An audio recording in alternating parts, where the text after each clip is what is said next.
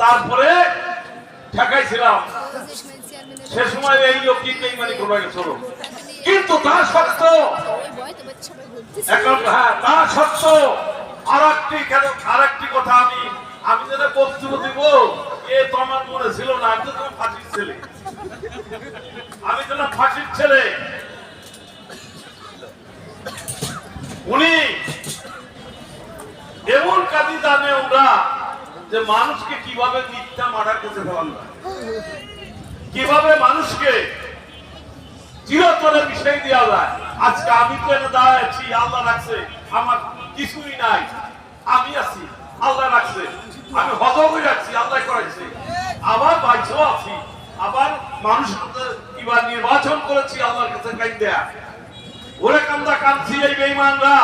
রাত্রি আমার সাথে মিটিং করছে, আমি আর লাভি চৌধুরী রাত্রি গেছি, কেউ কাছে বলিনি হয়তো এর কাছে লাত্রি গেছি, ওরে বড় বাড়ারা হয়তো আমরা আছি কালকেতে নাম্বার, কালকেতে এইভাবে আমাদের প্রত্যেক সময় ঘুরেছে। কিন্তু আমরা জানেন সত্যিকারে পেয়েছি, ফরশেদ খা আমাদের সাথে বেঈমানি করে নাই। আমার ছেলের অত্যন্ত প্রিয় চয়ন মিয়া বেঈমানি করে নাই।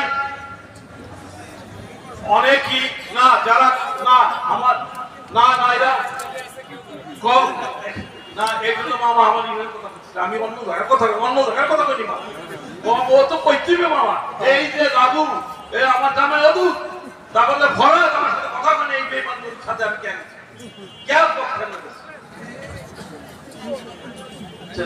মামা আপনারা একটা অনুরোধ করবো, যে অনুরোধটা আজকে আমরা এখানে আসতে পারছি আপনাকে নয়, আপনি তো যাইতেনই যাচ্ছে গিয়া, ওর সাথে আমরা তো ওই দিনে থাকতাম না, কেউ থাকতো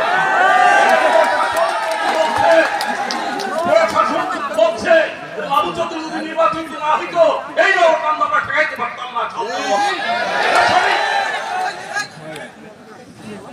আপনি আল্লাহ আপনার বানাইছে, আপনার মায়ের দোয়া হয়েছে, আপনার মায়ের এই দেশের মায়ের আপনার দোয়া হয়েছে, মানুষের ভালোবাসা হয়েছে, আপনার মাকে মানুষ ভুলতে পারে এখনো ভুলে নাই। আপনি আপনার মায়ের সেই স্মৃতি নিয়ে আগায় যান, ইনশাল্লাহ আপনার কোনো মায়ের হবে না। কিন্তু মায়ের মনে রাখতে হবে সাধারণ লোক ছিল না। আপনি আরো বুঝতে চেষ্টা করেন, সাদা ভাই তো সাধারণ লোক ছিলেন না।